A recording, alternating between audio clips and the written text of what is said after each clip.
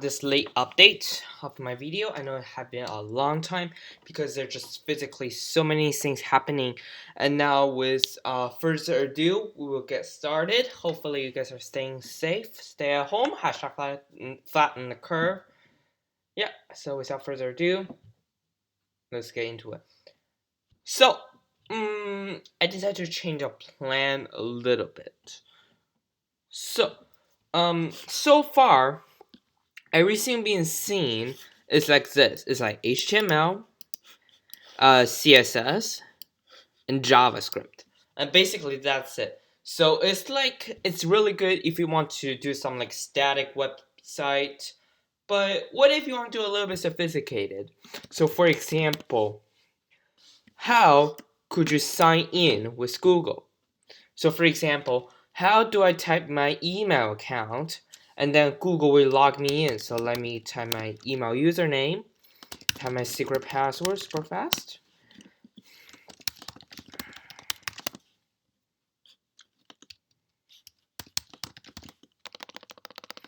Okay, don't think I'm gonna struggle on this one, but how does Google can log me in? And what happened underneath the hood? What's happening behind the scene of what's happening when I log in?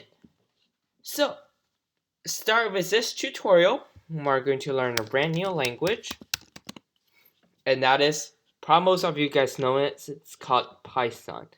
So from Python, I'm going to try to upload 3 videos a week. First we're going to talk about basic Python constructs. Then we're going to move on to list, to some data structure like array in Python. That's not an array anymore. Spoiler alert.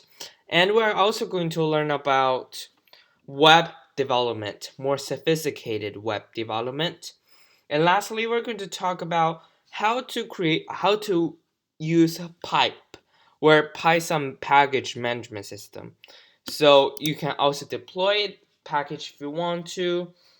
And yes, so this is a quick introduction, and see you next video.